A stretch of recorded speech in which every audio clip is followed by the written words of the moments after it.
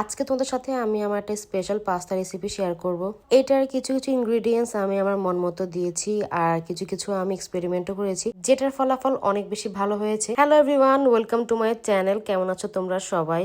আমি আমার ইউটিউব চ্যানেলে সব ধরনের ব্লগই শেয়ার করব তোমাদের সাথে, বিশেষ করে রান্নার ব্লগগুলো বেশি শেয়ার করব। প্রথমে আমি পানির মধ্যে একটু লবণ আর তেল দিয়ে পাস্তাটা সিদ্ধ করে নিচ্ছি। পাস্তা ভালো মতো বয়েল হতে হতে আমি সাইডে চিকেনটা ম্যারিনেট করে রাখছি। আর ম্যারিনেটের জন্য আমি চিকেনের মধ্যে দিয়েছি আদা রসুন বাটা, টমেটো সস, সয়া সস, তারপর হচ্ছে চিলি সস, পরিমাণ মতো লবণ, হালকা অরিগানো দিয়েছি, ব্ল্যাক পেপার দিয়েছি। এখানে প্রত্যেকটা ইনগ্রেডিয়েন্টসই আমি আমার মন মতো আর হচ্ছে পরিমাণ মতো দিয়েছি। তোমরা কিন্তু এগুলো পরিমাণ মতোই দিবে, বেশি একটা দিবে না, অল্প অল্প করে দিবে। তারপর এর মধ্যে দিয়েছি আমি নাগা মরিচের আচার অল্প একটু। এটা আমি বাংলাদেশ থেকে নিয়ে এসেছিলাম। এটা যে কোনো জিনিসে দিলে এত সুন্দর স্মেল আসে আর একদম ফ্লেভারটা অন্যরকম হয়ে যায়। সবকিছু দিয়ে ভালো মতো মিক্স করে আমি এটাকে সাইডে রেখে দিব 30 মিনিটের জন্য ম্যারিনেট হতে। পাস্তা রান্না করার সময় আমি যা যা দিব সবকিছু আমি আগে কেটে রাখবো। সবকিছু আগে কাটাকাটি করে রাখলে পরে রান্না করার সময় একদম ইজি মনে হয়। আমি গার্লিক কুচি করেছি, পেঁয়াজ কুচি করেছি আর আমি সসেস কেটে রেখেছি।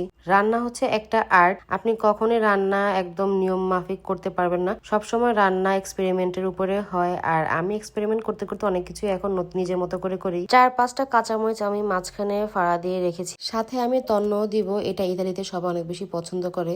সবকিছু আমার রেডি। আমি এখন ফ্রাই প্যানটা চড়াবো চুলায়। পাস্তা আমি বেশিরভাগই এখন বাটার দিয়ে রান্না করার চেষ্টা করি। বাটার দিয়ে রান্না করলে অনেক সুন্দর একটা স্মেল আসে। যাদের হাতের কাছে বাটার থাকবে না তারা তেল ইউজ করতে পারেন, বাট আমার কাছে বাটার ছিল তাই আমি বাটার ইউজ করেছি। তো বাটারটা ভালো মতো মেল্ট করে আমি এর মধ্যে সসেস দিয়ে দিব। সসেসটা বাটারের মধ্যে ভালো মতো ভাজা ভাজা করে নিব। বাটারের মধ্যে যে কোনো কিছু ভাজলে এত সুন্দর একটা অ্যারোমা আসে, এটা আমার কাছে অনেক বেশি ভালো লাগে।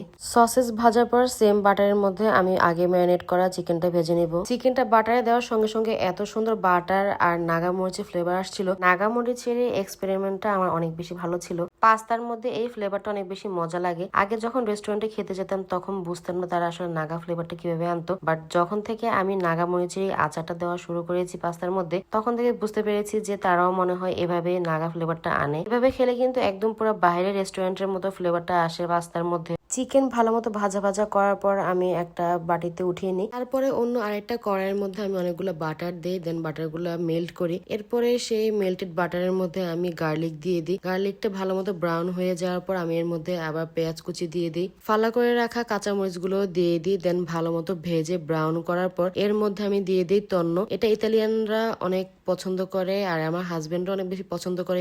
এটা হচ্ছে একটা মাছ প্রসেস করা পুরা। এটা এভাবেও খাওয়া যায়। তো আমরা সবসময় এখন পাস্তার মধ্যে বা নুডলস দিয়ে খাই। আগে এই ফ্লেভারটা আমার একদমই ভালো লাগতো না, বাট এখন আমার কাছে ভালোই লাগে খেতে খেতে। তো এটার মধ্যে একটু তেল ছিল, ওই তেলটা আমি দিয়ে দেই এটার মধ্যে। এটা তেলটা অনেক সুন্দর স্মেল। তারপরে আমি পুরো একটা কোটা তন্ন বা মাছ দিয়ে দিই আমি এখানে। এরপর এর মধ্যে আমি আমার ভেজে রাখা চিকেনটা দিয়ে দেই। চিকেন দিয়ে কিছুক্ষণ ভালো মতো সবকিছু মিক্স করার পর এর মধ্যে পাস্তা দিয়ে দিই। পাস্তা আমি আগে সিদ্ধ করে রেখেছিলাম। পাস্তা দিয়ে সবকিছু ভালো মতো মিক্স করার পর এর মধ্যে আমি হালকা একটু অরিগানো দিয়ে দিচ্ছি। আমার অরিগানোর ফ্লেভারটা অনেক বেশি পছন্দ, তাই আমি সবকিছুর মধ্যে একটু অরিগানো দেওয়ার চেষ্টা করি। যাদের অরিগানো ফ্লেভারটা পছন্দ না তারা অরিগানোটা স্কিপ করতে পারেন। এরপর এর মধ্যে দিয়ে দিয়েছি সয়া সস আর দিয়ে দিয়েছি টমেটো সস। পাস্তার মধ্যে টমেটো সসটা আমার অনেক বেশি পছন্দ।